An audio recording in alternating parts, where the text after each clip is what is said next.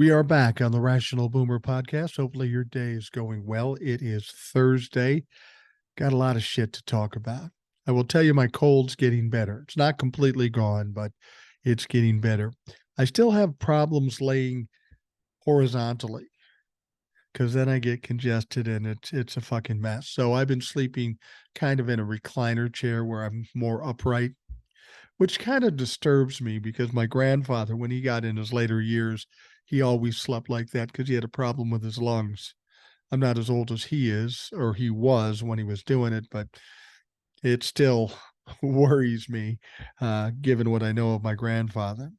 And actually, today would have been my grandfather's birthday. He was born on this date, 1911, which would make him, what, 112 years old. Fantastic guy, probably one of my best friends. Both my grandfathers were.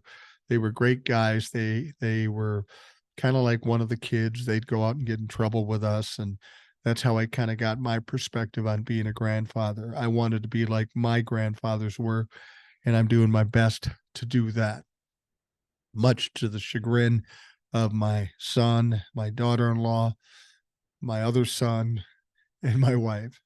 But you know me, I'm going to fucking do it anyway.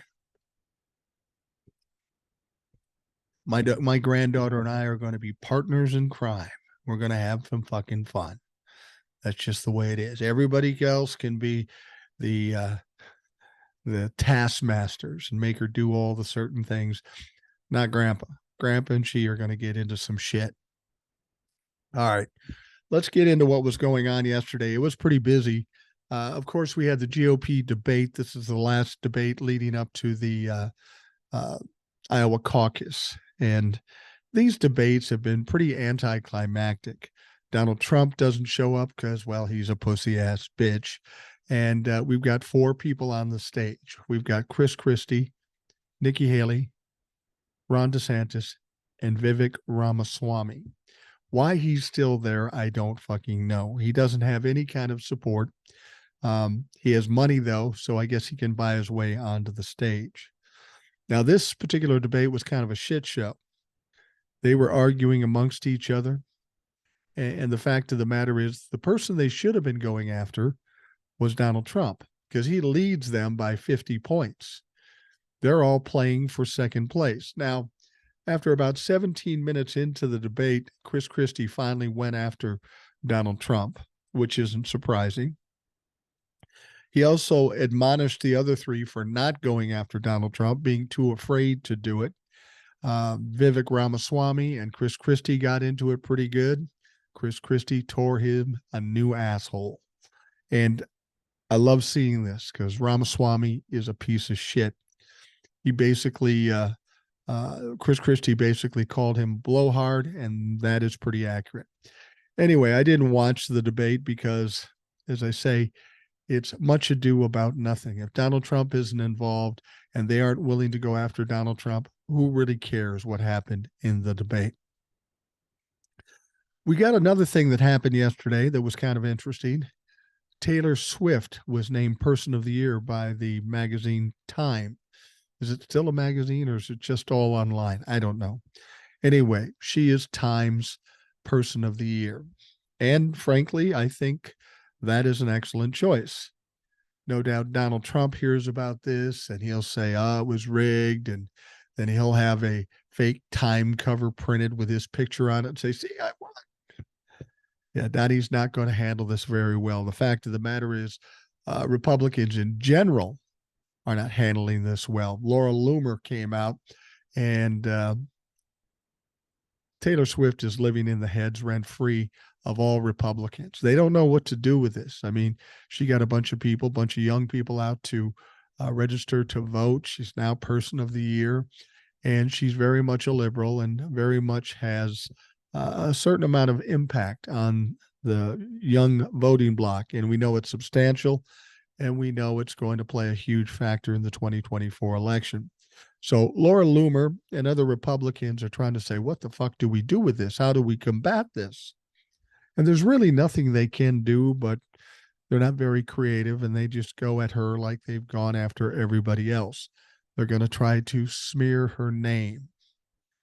So Laura Loomer comes out and says somehow that Taylor is connected to George Soros. George Soros? Taylor Swift is legitimately a billionaire. She doesn't need fucking George Soros to do anything. She can do it herself. She wanted to do a movie. She fucking funded it herself. She doesn't need George Soros. But this is all the Republicans have. They're going to try to beat her in the court of public opinion. Well, good luck with that, motherfucker, because all these young people love Taylor Swift, and they have good reason to. They trust Taylor Smith, and these Republicans aren't going to be able to do much about it. Nothing at all, in fact. But she's getting under their skin, and I hope in the next year she kicks it up a notch, tries to get more people registered, and maybe speaks out a little bit. That's the one thing I like about Taylor Swift. She's unlike most entertainers. Most entertainers won't say anything about politics. Mainly, most of them. Some of them do, and some of them are dipshits, like Kelsey Grammer saying he supports Donald Trump. But most of them will try to stay back from it because they know it's going to piss off a certain faction of their audience. Taylor Swift, on the other hand, has a different attitude about it.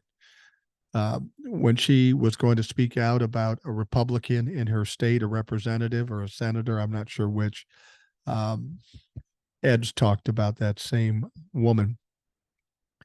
She wanted to speak out about it. Everybody around her, business associates, parents, or at least her dad, and other people said, nah, don't talk about that because it's just going to hurt you.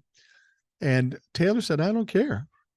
I feel strongly about this and I'm going to speak out about it. And she did. I have a lot of respect for anybody who's willing to do that.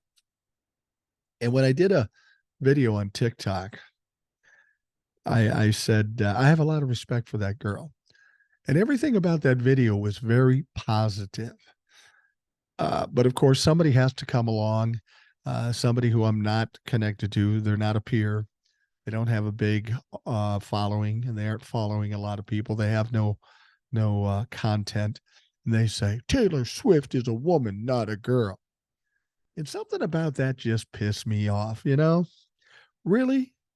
You're running around the internet just looking for something to be offended by. There was nothing in that video that was negative against Taylor Swift. I was extolling her virtues. And you have to come in and try to get some attention and try to give me a gotcha thing. And I explained, look, I'm 63 years old. Taylor Swift is about the same age as my kids, my two sons. So to me, she is a girl. I mean, when my wife and I talk about our 36 and 30-year-old son, we talk about them as the boys. It's a term of endearment. It's not an insult. And I told this person, you know, if you don't like what you hear, go on down the line. And if you're just here for attention, here's what's going to happen. You're not going to get any attention because I'm blocking your shit, which I did. And I don't know, it was something that just annoyed me a lot. And then I started thinking about it, and I reminded myself that at my advanced age, fact that I've been married 40 years, maybe there is some things I have to learn about women and girls. And the reason I say that, I mean, I don't back off from calling Taylor Swift a girl. It wasn't meant to be mean or anything like that or demeaning. I'm wholly impressed with everything she does and the way she does it. But I had one other instance. I was going up to see my son and my granddaughter. And whenever I knock on the door, or my wife knocks on the door, my granddaughter has to run to the door, unlock it, open the door to see who it is. She's like the dog. She's got to be the first one to the door. She opens the door, and I look down at her and I go, well, how are you doing, little lady? She immediately gets mad at me. She says, I'm not a little lady. I'm Junie. I go, okay, honey, that's all right. But for the next 10 minutes, she was mad at me. She sat on the couch, wouldn't look at me until Dad suggested that she and I play a game. She picked out hide and seek, and then all was forgotten.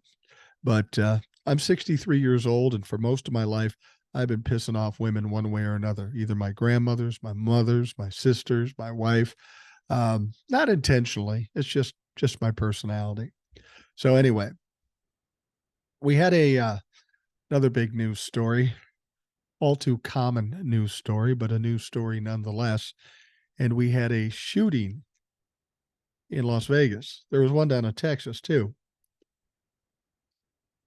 But I had been watching about this shooting in Las Vegas on the campus of UNLV. And it kind of struck me. It hit home with me. And I'm not trying to make this about me, but it's a little disconcerting for me. You remember I went to Portland, Maine. And about a week after I got back from Portland, we had that horrific shooting in Portland, Maine. Now, on Saturday, I'm going to Las Vegas. And now we have this shooting leading up to that. I'm starting to think I'm kind of a fucking jinx here. I don't know. But it was a sad story. And I've got an email from somebody who lives in the area. All right. This email comes from Faye. She says, in Las Vegas, there was a shooting on the campus at UNLV. I live in Henderson, not even 4 miles away. This is such a stressful and scary situation that has become the norm in this country. I feel like we are living under a terrorist regime ran by the NRA. What this group does is weaponize American citizens with their relentless Second Amendment bastardized definition of citizens' right to bear arms. How is that working for you? Some of these chemically imbalanced, mentally unstable people in this country shouldn't even be behind the steering wheel of a car, let alone own a lethal weapon. Hell, I own a couple of guns. None are automatics, though. I haven't fired a gun in over 25 years. Even then, I was at a gun range to be certified to carry. That was when I lived in Miami, Florida. Now I'm retired and living in a quiet neighborhood with my cat, Molly. I want to feel safe in my home. Yesterday, I celebrated my 67th birthday and felt humbled by all of the well wishes I received. Happy birthday. Today, I'm feeling like maybe I hung around this world too long. If this is the normal way of life in this country, then we are doomed. I weep for our future. I do appreciate you and your podcast. You keep me focused on the whole picture. I like being informed and aware of my surroundings. Also, what they used to call being a nosy person. Hey, inquiring minds want to know. Thank you, Boomer, for being a great source of information. I look forward to your show. P.S. You're sounding a little more clearer now that you're on some antibiotics. See, that wasn't so hard. Now, was it? Keep getting better. Your fan, Faye.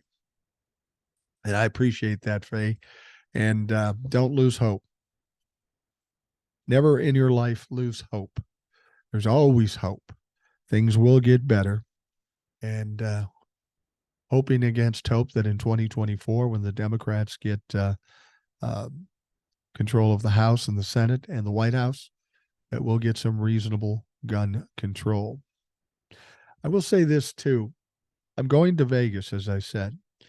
I'm going down there, do a little sightseeing, maybe see the Vikings football game, maybe go see the Sphere, going down with my wife, my brother, and my nephew. That should be a fun time, and we're going down there. And in going down there, there's one thing that I must do, and I will not miss if I go to Vegas, and that is the opportunity to meet in person our friend Old Soul. Now, keep in mind, she lives in Vegas too. So this whole thing, this fallout with this shooting is affecting her too. And I just want to extend our best wishes to her in this weird and fucked up situation. And I look forward to seeing her in person in a few days. And you know what I'm going to try to do? Hopefully we can work this out in spite of this situation down in Vegas. I hope to have Old Soul on the podcast on Monday of next week. That'll be the day I'm coming back from Las Vegas. And if I can talk her into it, I'm going to see if she'll do a TikTok with me. A lot of people love Old Soul, and I think they will take any opportunity to see her or hear her talk. So I'm looking forward to meeting her, and hopefully all is well with her. Next one comes up from Darren. And hey, Boomer, just got done with the podcast on Tommy. My question is, shouldn't these promotions be paid retroactive back to when he started this bullshit? I feel it is the right thing to do and the defense budget has room for it. Just want to know what you thought, Darren. Yeah, absolutely. I agree. This has been going on for 10 months. It's put a lot of people in a bad situation financially. Since this whole thing was ended now and it was all for naught and nothing was gained from it, I do think that it should be retroactive and the people should have got what they rightfully should have gotten in the first place. I agree with you, Darren. All right. We've got another email. Mike, I'm writing to talk about the importance of fighting fake capitalism and the need to end regional monopolies. I'm writing about the need to end regional monopolies. The following is a letter I recently sent to my congressional representative, House and Senate. Please write and submit legislation to end these monopolies, even if you think that the measure will not pass. This measure will help you and all Democrats to win the next election, especially if these issues and efforts are publicized. The regional monopolies I am talking about are grocery chains, for-profit utilities such as internet access, cable TV, etc. Also included in this group are national chains such as Big Pharma, big for-profit healthcare, big meat, banking, credit cards, garbage pickup, etc. All of these companies collude with each other and set their prices so high as to hurt the American citizens while keeping wages to their employees too low. This brand of capitalism is killing our country. Related to these issues are the need to simplify and enforce our tax laws to also include wealth taxes on the ultra rich people and corporations. Do this to clearly differentiate the Democratic Party from the Republican Party, who only exist to keep the rich and all too powerful from ending our democracy. Thank you. This will help ensure the Democrats will win in 2024 max. I agree with you. We were talking to Ed about this one time. And it makes you wonder why 12 packs of Pepsi and Coke and all these things are all $9 a piece. It's getting to the point where it's just not worth buying the shit.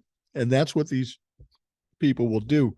They'll take it to the edge. Then when people stop buying it, then they'll back off of it. They're gouging money from us, and they're happy to do it. And you're absolutely right, Max. They should not be allowed to do that. There's got to be some rules and regulation that cause them to be held responsible for gouging the public. All right, next one. Now, you remember I read a long email from KCT, and it was about critical thinking, and he promised he would send a second edition of it. Now, that first one was pretty long. The second one is even longer, and I appreciate the depth and the intelligence and the great writing that you do in these emails. But I will tell you what, this email, I'm not going to read the whole email, because when I set it up on the page, this email took up 5 pages. Now, understand, when I do a podcast, I usually have about 10 pages of material with emails included. There's no way I can read 5 pages of one email. And that's why I told KCT, I love what you have to say. You're very well read. You know what you're talking about. You're very prolific. Instead of writing these long things that I'm going to read, why don't you just come on the show and we can talk? So hopefully we will we'll set that up. Now, what I did read the first time, I think a lot of people got some out of it. So I'll read the first part of this particular email. But as I say, it's 5 pages long. I can't justify that with all the news that we have to talk about as well. All right, it goes like this. Critical thinking continued. How about the so-called deconstruction of Christianity?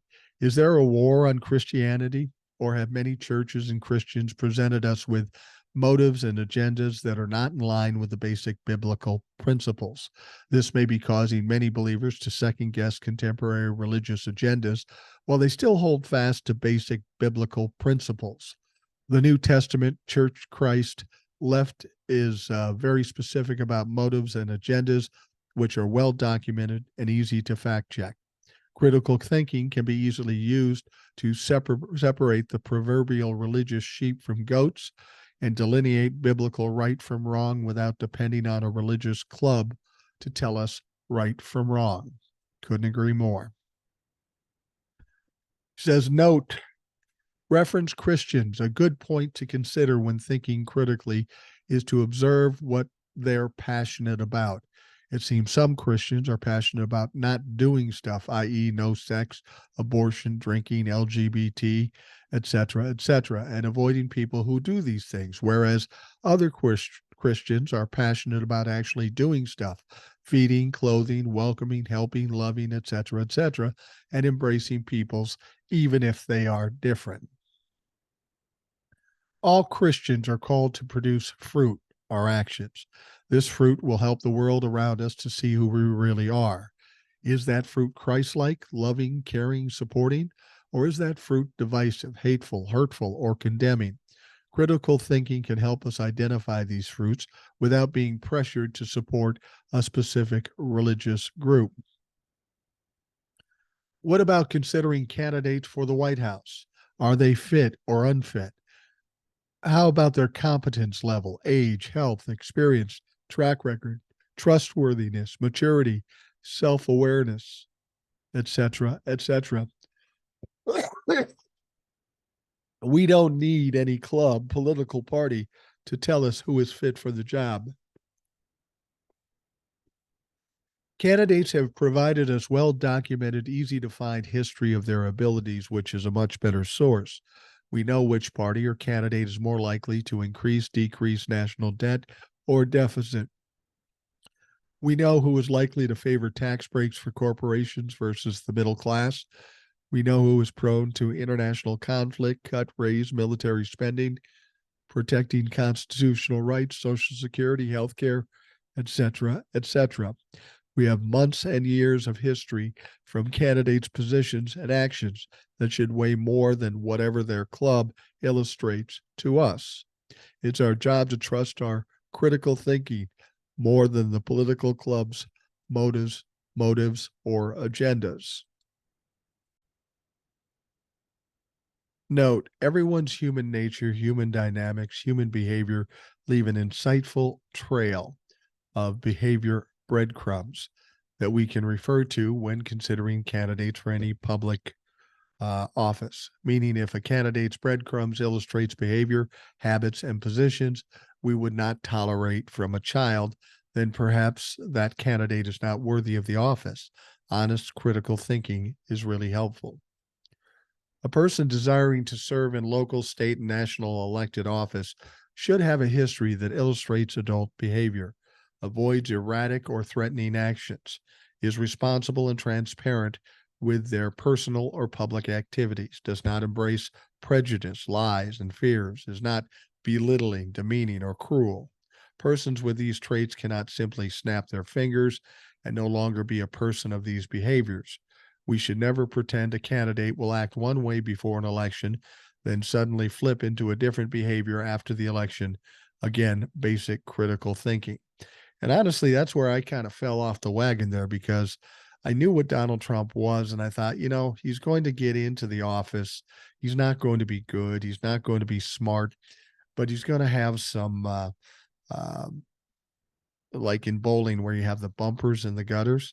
People are going to keep him on track, and he'll have to be a little better than what he's capable of doing. Of course, we found out Donald Trump then runs over every fucking norm, and that's not the case. He is just going to go rogue and do whatever the fuck he wants. Now, in addition to the candidates themselves, it's helpful to observe the candidates' followers for cues. Many followers are passionate, for what their candidates does against others instead of what their candidate does for them. Motives and agendas are always easy to see from the candidates and their followers' behavior. There are many issues that should never divide us and not be impacted by our political divide. These are issues we should always stand together on, regardless of our race, politics, income, or religion. The underlying problem is there are people, politicians, and corporations in power who are always willing to openly sacrifice others' freedom, liberties, and lives for profit, privilege, and perpetuating the status quo of keeping others' oppressors under control and managed by the powers of those with the purse. Moving on, there are layers of mystery and confusion surrounding the economy, inflation, interest rates, supply chain, product pricing, stock market, and profit margins. Many news and political clubs want to influence us about what causes problems when any part of the economy is bad. So, thinking critically, we see there are indicators, milestones in our economy we can look back at and better understand what's really rocking our economic boat. Now, I'm going to stop the email there. I appreciate the information. The insight is incredible. The writing is very good. But like I say, if it's 5 pages, I can't devote half the show to one email. It's a little dry. And I'm not saying it's bad. It's just a little dry. And this podcast is a little different. If Mike doesn't throw an F word or an MF word in now and again, it gets a little boring. And I don't want this to be a lecture. That's not what I do. And as I said, KCT, I do enjoy your emails, and I hope you send more emails. But I think it would be a good idea, given your insights about these things that are important to other people, that you maybe show up on the show. Send me an email at rationalboomer@gmail.com, and we'll set up a time for you to come on the show and we can talk about some of these things. But again, we're not going to make it a college lecture, because one of the reasons I did what I did for a living is because I cannot stand meetings and dry shit for so long. I mean, I'm an adult. I can handle things for a while, but after a while I get kind of in a trance and then my head goes elsewhere. So again, I appreciate the email. I'll read more of it in upcoming shows, because I appreciate the insight, and critical thinking is something that we really need to look at, and something that there's a shortage of in this country. No fucking question about it. There is a shortage. See how I threw the F word in there? Anyway, I think one of the reasons why people don't think critically is because they're lazy. And I don't mean that in a mean way. I think we go through our life, we have a lot of things to consider, and sometimes we just want it easy. Somebody throws out an opinion or some information, and we just take it at face value and just assume it's right. Now, if you're critically thinking, you can't do that, because not everything that people tell you is accurate or is true. And that critical thinking is important in order to decipher whether it is true or not. And I think just people have busy lives, and maybe their attention spans are short, and they just don't take the time to do it. That's kind of why I do what I do here with the Rational Boomer. I try to get all the information that people may not pay attention to and try to deliver it in a way where people will want to listen to it, so that at least they have something more than the clickbait or the headlines. They have all the information. And I think it's important in this situation because of the comments I get all the time. And I find it disconcerting when I get these comments. It kind of spurs me on to do more of what I do with the Rational Boomer. I get a lot of people who will email me or DM me or whatever, and they'll say they're nervous, they're scared, they're anxious, they're upset, they're worried, they feel doomed, as one of the emailers said earlier. And it's because of what they hear in the media. And if what they hear in the media isn't exactly the whole truth and nothing but the truth. I feel bad that these people have to suffer through this, not having the full story. There is no reason in the world any of us should not have hope. Even the person in the toughest situation, if you don't have hope, then what's the fucking point? You might as well give up. There's always hope. All of us listening to this podcast and doing the podcast, according to the demographics on my analytics, we're all older. Most of us, there's younger people, of course, but most of us are like 45 on up. And as I've told you before, why I don't worry about things, I've taught myself not to worry about things I can't control. I've also rationalized how things will end up, and I feel positive and I have hope by virtue of my age. I'm 63 years old. I've gone through trials and tribulations, tragedies, and all kinds of horrific things like all of us have. Yet here we all sit, listening to the podcast, doing the podcast, living our lives. No matter how bad it was, somehow we got through it and things got better. I talked about the 1960s. Those were turbulent times. If you're too young to know, you got to understand there was a lot of similarities between what happened in the 60s and what happens now. It wasn't the same, but it was pretty bad. You had a war, you had 4 major assassinations, you had all kinds of governmental problems, you had financial problems as you got into the 70s. But somehow we got through that and we came out the other side and things got to be better. And it's common sense to believe that the same will be true. There are people like us that have gone through the things we've gone through. There are our parents, our grandparents, our great grandparents. They've all gone through troubled times at one point or another, but they always get through. So to sit and have this woe is me, we're doomed, doesn't make any sense. Because if people thought they were doomed and gave up during the Depression, where would we be? We came out of the Depression, not only recovering from the Depression, but into the 50s, we were all doing pretty good, probably better than ever. So from bad, oftentimes good comes.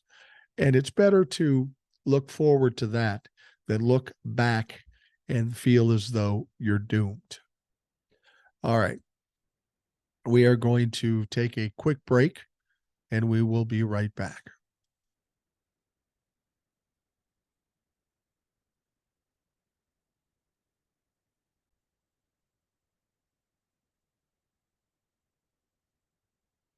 All right, we are back, and we got some interesting news yesterday out of the House of Representatives, specifically former Speaker of the House, Kevin McCarthy. He announced he is leaving Congress at the end of the month. He announced that Wednesday in a Wall Street Journal op-ed. Now, the announcement comes weeks after McCarthy was thrown out of the speakership in a historic vote led by hard-right members of his own party, abruptly ending his steady rise in the House. Now, what you have to understand that for Kevin McCarthy, this is a big fuck you to the Republican caucus in the House. This kind of throws the Republican Party in a little bit of a lurch, and he's pissed off that they basically crucified him, or at least the crazy 8, as he calls them.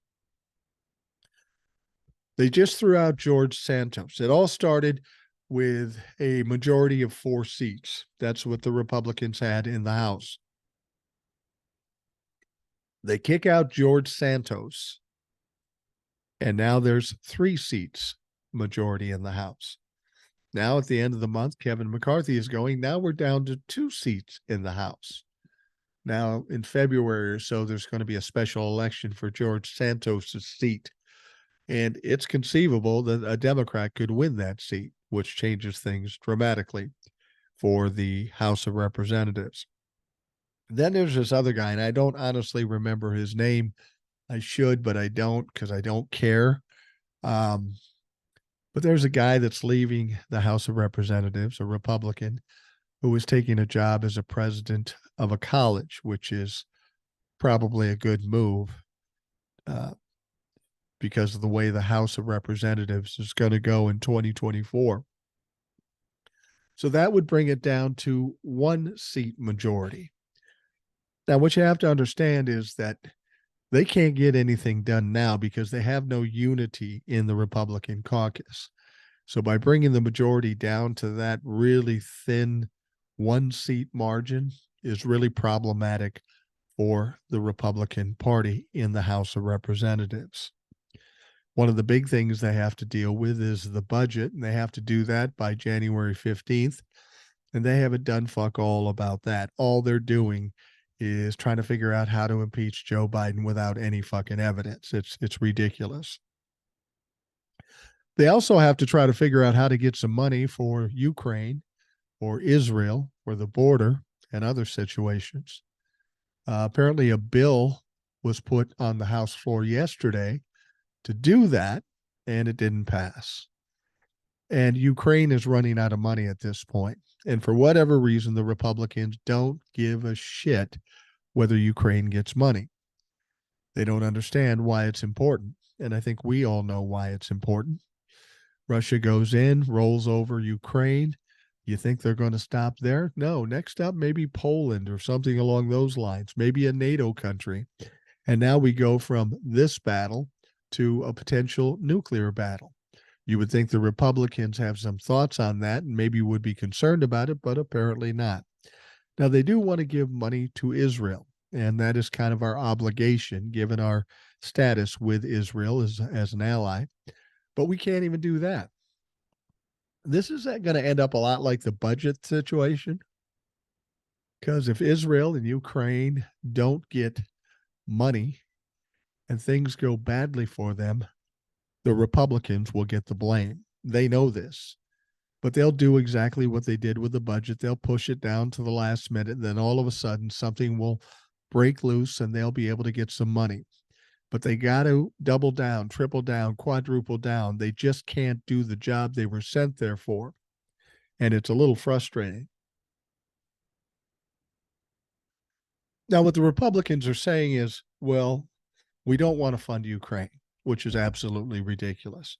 We want to fund Israel, but we're not going to pay anything to anybody unless we send money to the border to shore that up. That's their thing. That's their peccadillo, if you will. And so Joe Biden gave a speech yesterday, and he was asked about the border thing. And Joe said, yeah, I'll give money to the border in order to get the other things done. I have no problem with that. The only problem he was having was the Republicans weren't talking. They weren't getting involved in this situation at all. And so this goes back to what we know about the Republicans. They're obstructionists and they're fucking idiots. So once again, we're kind of in a stalemate with the Republicans. They're obstructionists. They don't want to get anything done. But people in the Gaza Strip and in Ukraine are dying every day. They don't give a fuck about that as long as they own the libtards. Now, McCarthy wrote of his time in the House. He said, no matter the odds or personal cost, we did the right thing. No, you didn't. That may seem out of fashion in Washington these days, but delivering results for the American people is still celebrated across the country. What did you deliver? You didn't deliver jack shit. The California Republicans' most lasting legacy will be likely to be the political rehabilitation of former President Donald Trump. Yeah, he went down and kissed the ring. And it was ironic because when we had the January 6th attack, at first McCarthy blamed Trump for instigating the riot, but then quickly changed his mind, went down, kissed Donald Trump's ass, and has never gone back on that. He can't see the truth. He's only about owning the libtards. Now, on that day, this is what he said. The president bears responsibility for Wednesday's attack on Congress by mob rioters, McCarthy said in January 13th, 2021 floor speech. He should have immediately denounced the mob when he saw what was unfolding. Trump had summoned his supporters to D.C. for a wild protest against his loss in the 2020 presidential election. Now, during a speech that day, he urged the crowd to fight like hell and go to the Capitol, where lawmakers were certifying the Electoral College results. McCarthy then spoke with Trump by phone during the ride and pleaded with him to call off his mob. And of course, Donald Trump did not. Now, within weeks, McCarthy changed his tune, blaming everybody across the country for the attack and traveling to Trump's Mar-a-Lago resort to stand shoulder to shoulder and kiss his ass. Now, McCarthy had been a leader of the House Republican Conference since 2019 after having served in lower-ranking GOP leadership positions under former Speaker John Boehner and Paul Ryan. McCarthy needed the support from the far-right lawmakers in order to win the gavel himself, and placating Trump likely helped put him in the good graces of the lawmakers like Marjorie Taylor Greene. But of course, when he became Speaker, he's weak. He was the weaker Speaker. And when it came down to getting some things done, he ended up bending to Joe Biden. And that was just too much. Absolutely too much for the Crazy Eights, the Republican MAGA fucks. And so they booted him. But they had no plan. They wanted to bring in a few guys, and the fact of the matter is that nobody could get the votes up until we got Mike Johnson. Now they brought in some people, and Jim Jordan was up first, and some people said that well, we can't vote for Jim Jordan; he's too radical. But when we got Mike Johnson, who's equally as radical, if not more so, everybody voted for him. Every Republican voted for him. So he was elected the Speaker of the House. It wasn't about their ideology. It was about who could get elected. And because this guy was this little mousy fuck that hadn't pissed anybody off yet, he got elected. They figured we got to get somebody, otherwise we look like fools. And they voted this guy in, who's little more than a slightly more dapper Jim Jordan, and maybe more religiously radical. And since that time, he's been nothing but an embarrassment. Of course, I don't know if we talked about it yesterday or I talked about it on TikToks. The situation where Mike Johnson is releasing the video surveillance footage from the Capitol on January 6th. And that backfired on him because, of course, probably 100 other insurrectionists were arrested, mainly because people saw this, they recognized people, and they turned it over to the FBI. So then Mike Johnson comes out and says that, well, we're going to release more, but we got to blur out the faces, which for all intents and purposes is obstruction of justice or being an accessory after the fact. Now, he's tried to back off that a little bit, but he said what he said. It's on videotape. There's no fucking denying it. Whether he'll be held responsible for that, who the fuck knows? Who the fuck knows? It's absolutely ridiculous that these people say the quiet things out loud. They blatantly break the law just to do their own bidding, to push along their own agenda. All right. Well, let's talk about the other big story yesterday. We touched on it in the emails. It seems as though at least 3 people were killed and another critically injured after a gunman opened fire at the University of Nevada, Las Vegas campus on Wednesday. Police announced that a suspect is dead after officers responded to reports of an active shooter just before noon local time. Las Vegas Metropolitan Police Sheriff Kevin McMahill emphasized during a brief press conference that the situation was contained. He said, "I want to assure the community that there's no further threat." Of course, we have no idea on the motive at this point. Now, the authorities were seen swarming Beam Hall, located south of the city center. The building is home to the university's Lee Business School and sits opposite the student union, where additional shots were reportedly heard. Students had been preparing for final exams, which were set to begin next week. Nicole Thomas, a UNLV graduate student pursuing her doctorate, told Huffington Post she had been sheltering in place after a campus-wide alert went out at 11:51 a.m. local time. She shared a series of messages advising anyone in the student union to run, hide, fight, an active shooter response strategy that recommends fighting back as a last resort. 3 similar alerts in quick succession then warned of a similar threat at nearby Beam Hall. I'm horrified and sad this is happening to my community, she said.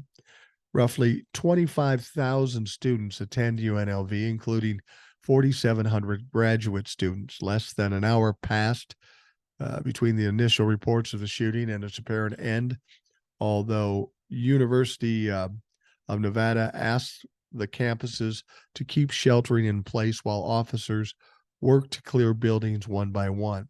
This remains an active investigation, the university told its students.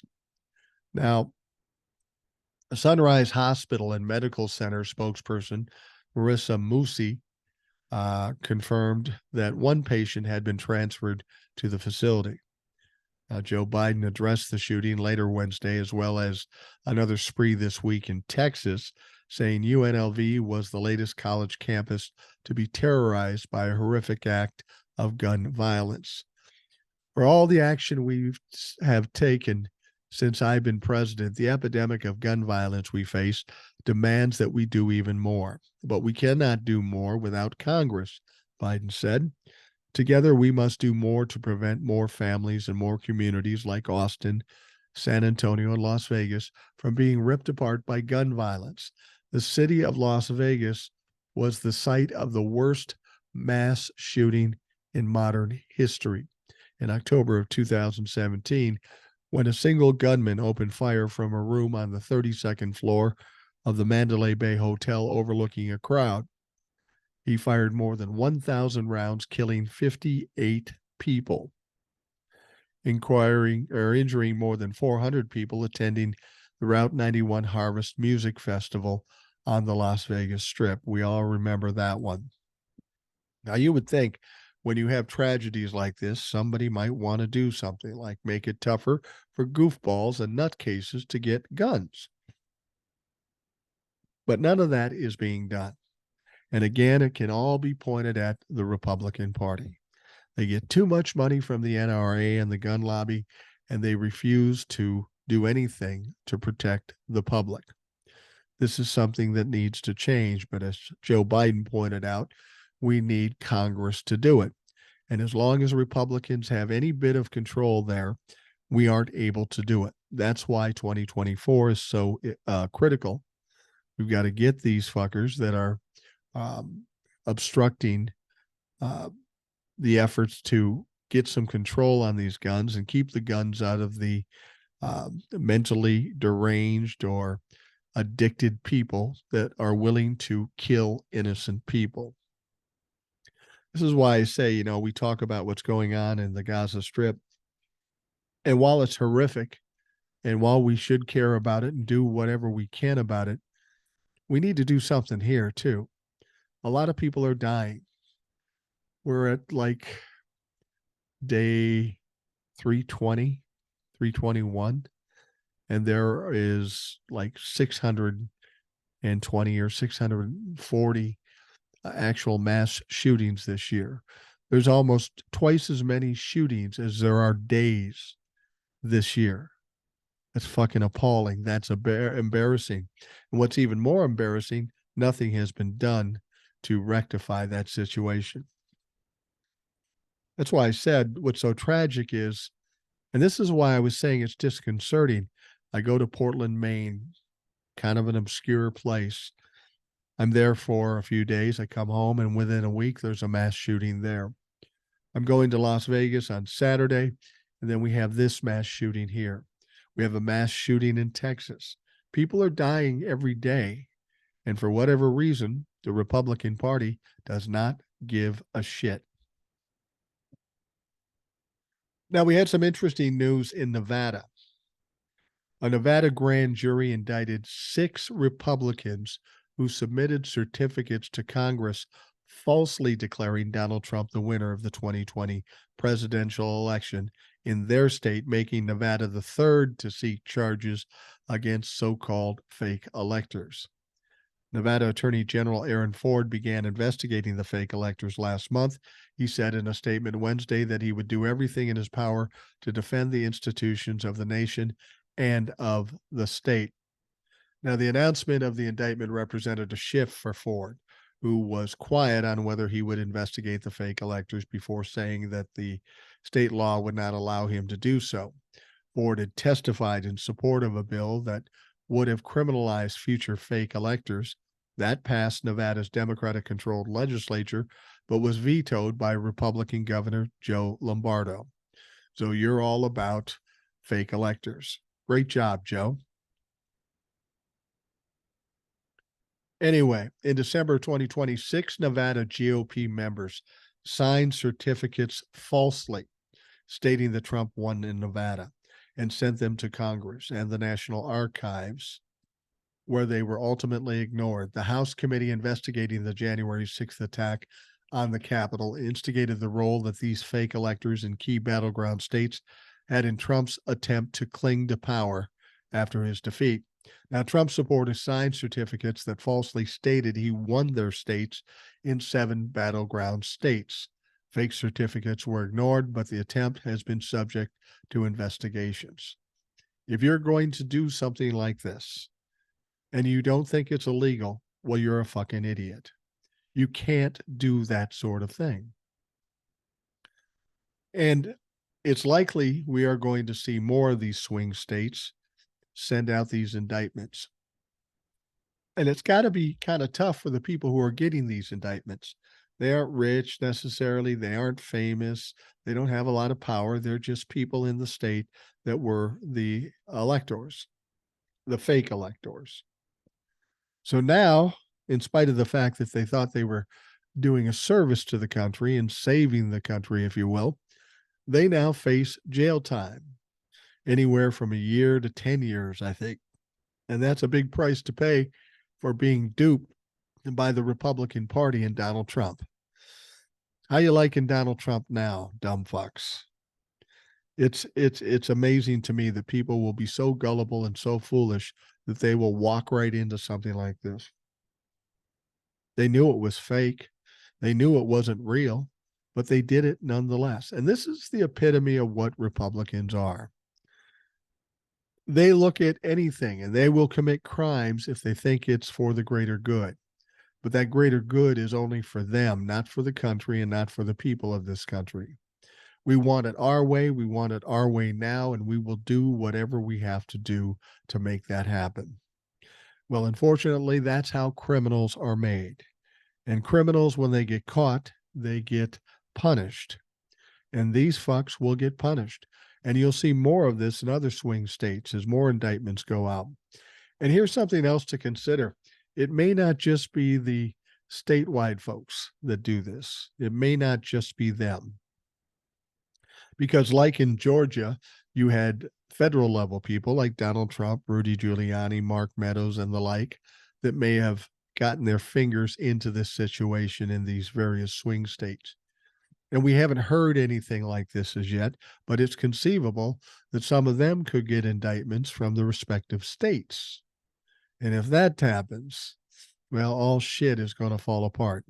As it is, the likes of Mark Meadows and Giuliani and the like, they've got enough problems now. They don't need more, but more may be coming. All right, a lawyer representing New York Justice Arthur Engeron is pushing back hard on former President Donald Trump's lawsuit, alleging that he has restricted the former president's free speech in the New York civil fraud trial. Yeah, Donnie Trump's still trying to play that fucking game, and it's not working. Trump's claims that his rights are violated by the order, which narrowly prohibits him from making attacks on court staff. The only potential harm that exists here is a risk of violence against Justice Engeron's staff if this court grants a writ of prohibition, said the filing. Whether he seeks it or not, some of Mr. Trump's followers are willing to engage in violence to show their support. Now, according to legal analyst Katie Fang, if Trump's lawyers want to object, they can do so and appeal if they think Engoron makes a wrong decision. But as long as Engoron and his law clerks are acting and communicating in the context of his role as a jurist, their working relationship is sacrosanct, according to Fang's analysis of the new filing. Now, some experts say that Trump filed the lawsuit against Engoron as a tactic to try to gum up the works of the underlying trial against him, which is typical of Donald Trump. Donald Trump is all about delay and distract and do all that other bullshit. This situation in New York is not going well for Donald Trump. He's scheduled to testify on Monday, next Monday, December 11th. They tried to make a motion to say, you know what, let's not have Donnie testify until the appeal, excuse me, is heard. And the judge flatly said, fuck no, we ain't doing that. And then Eric apparently was crying about having to testify because it didn't go well the first time he testified with the prosecution. So somehow Donnie got him off the hook, and I don't think Eric is going to be testifying. Too bad. He's a fucking mess. And that fucking mess deserves to stand trial and deserves to be raked over the coals. These people have taken advantage of people in this country. They have grifted this country. They have made millions and millions, tens of millions of dollars off their situation, all illegally, and they all should be held responsible. Of course, we know this case in New York has already been decided as far as Donald Trump's culpability with regards to the fraud. So now we're just trying to determine what, in fact, the penalty is going to be. And a lot of us have suggestions, and we think it's going to be substantial, at least $250 million, and probably the loss of doing any business in New York. So hopefully after Donald Trump is done with his testimony, he's supposed to be the last witness. Hopefully sometime shortly after that, we'll get to the deciding phase and we'll hear what the punishment is. There'll be appeal, of course, but there's a lot of restrictions on Donald Trump, even if he does appeal. All right, we're hearing about some news about some possible witnesses down in Georgia in the Fani Willis trial. And some of those people include former Attorney General William Barr and Donald Trump. Of course, Steve Bannon are among almost 200 people on the Fulton County District Attorney Fani Willis's witness list, according to a new report. Representative Scott Perry and former Justice Department officials Jeffrey Rosen and Richard Donahue also appear on the list revealed by the Atlanta Journal-Constitution. Sources included both people who have reviewed the list and people told that they might have to testify, according to the report. Now, this news arrives just hours after CNN reported this story, that apparently Vice President Mike Pence is on the list of those who might be called to testify in the racketeering case. Now, we know he already testified in front of a grand jury on the federal case, but it looks like that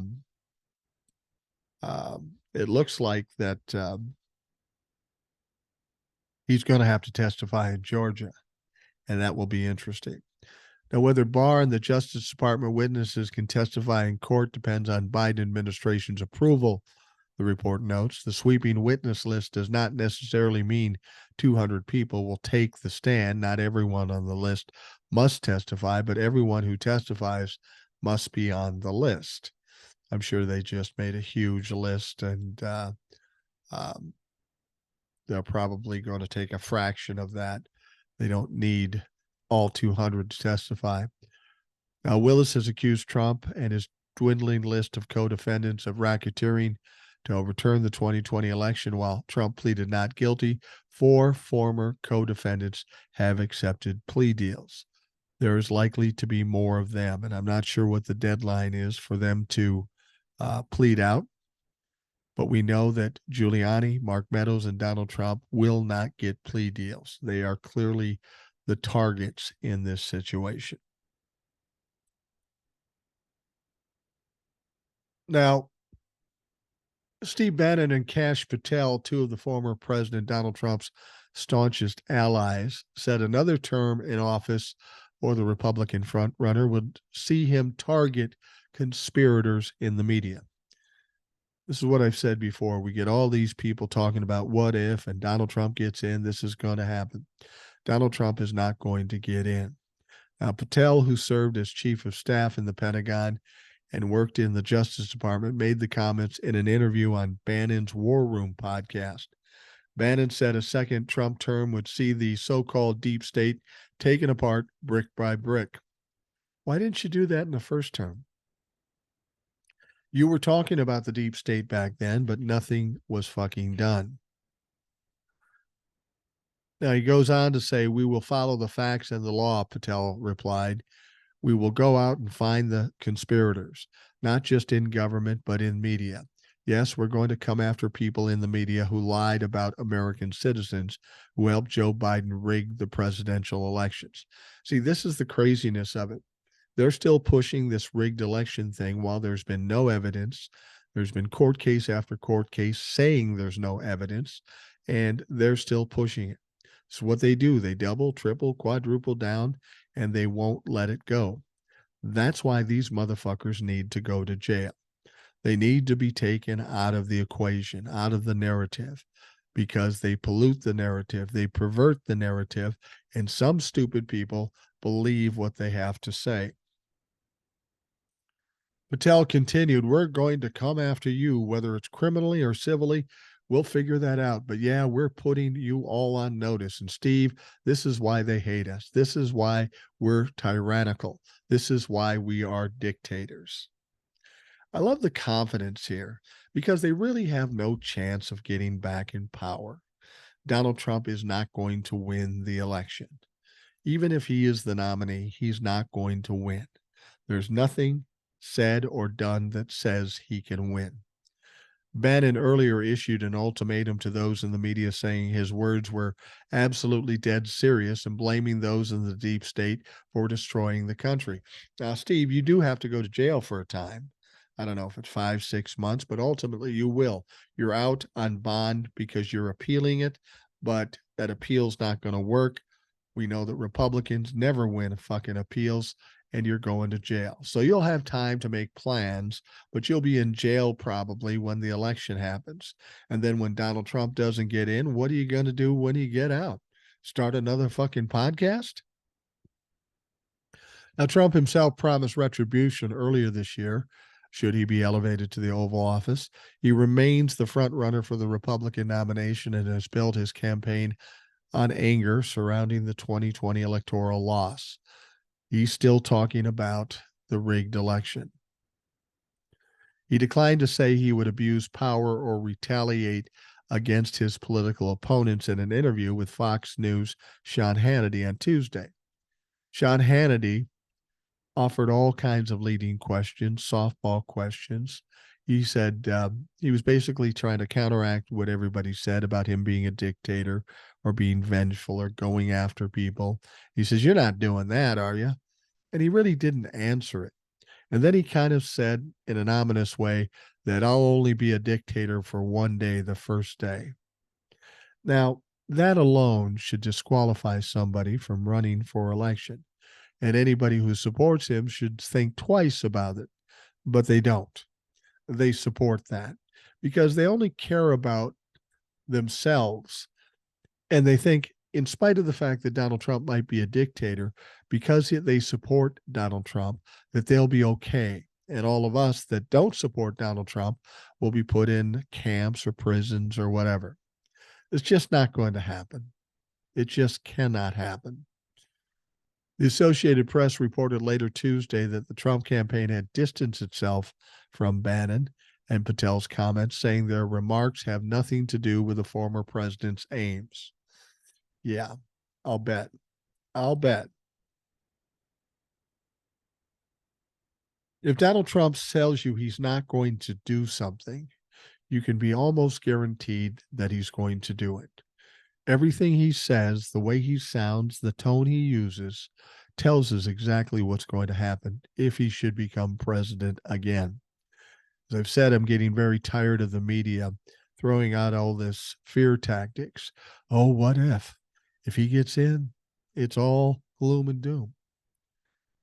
Donald Trump doesn't have any chance of getting in again. There's nothing about him that says he has a path to the presidency. He doesn't have the support. He doesn't have the votes. He didn't have it in 2020. He's going to have even less in 2024.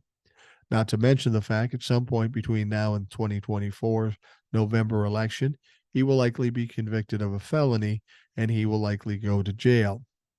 Now, I've had some people come at me about me saying he's going to jail and saying that's not true. He'll never go to jail. I do think he will go to jail. You don't try to overthrow the country, undermine democracy, be a racist, steal documents, do all these things and not get punished, not go to jail. If that happens in this country, then there is going to be outrage and upheaval in this country by the Democrats and the people of a reasonable mind. They know what that means to this country if he gets off scot-free. And it's just not possible. He's got 91, 92 felony charges. There's no way he's going to run the table and not get convicted of one. He's probably going to get convicted of multiple charges, maybe in the double digits, probably in the double digits. And that will be insurmountable. That will be overwhelming for him, and that will be his undoing. There's no question about it. Donald Trump can't make it through the next year to become president of the United States. As I've said, even if he becomes the nominee, he can't get the votes. He can't win. Frankly, I hope he's the nominee because he may be the easiest one to beat. I'm hearing people saying, well, if Nikki Haley goes against Biden, um, Nikki Haley will win easily. Bullshit. She can't even get more than 5% from her own fucking party. Fuck you. That's not going to happen. Because I think what's going to happen is if Donald Trump is not the nominee, all these people are so in love with Donald Trump, they just won't vote. So you'll get 25% of the Republican Party that doesn't vote at all. How are you going to win an election like that? Do you think people who love Donald Trump are going to vote for Nikki Haley or Ron DeSantis? No, they're not. Donald Trump has demonized those folks, and they are going to alter their opinions about them. So the Republicans are in deep trouble. No matter which way they go, no matter what happens, they're going to lose. And I think they know that. That's why they're trying to do essentially what the rock stars did in the hotels and people who get their homes foreclosed on. They trash the place before they leave. And that's exactly what the Republican Party is doing to this country and to all of us. So we've got to keep them under control to a certain extent, kick their ass in 2024, and then start to try to recover and rehabilitate this country and our government. And it's going to take a lot of work. As soon as the Republicans are gone, it's not all as well as yet. It's better, and we're on the right track, but there's going to be a lot of things we need to fix and get back to normal after the Republicans are gone. All right. We are going to wrap up the Rational Boomer podcast. I want to thank you for taking the time out of your day to listen. I hope you have a great day, and we will talk to you again tomorrow.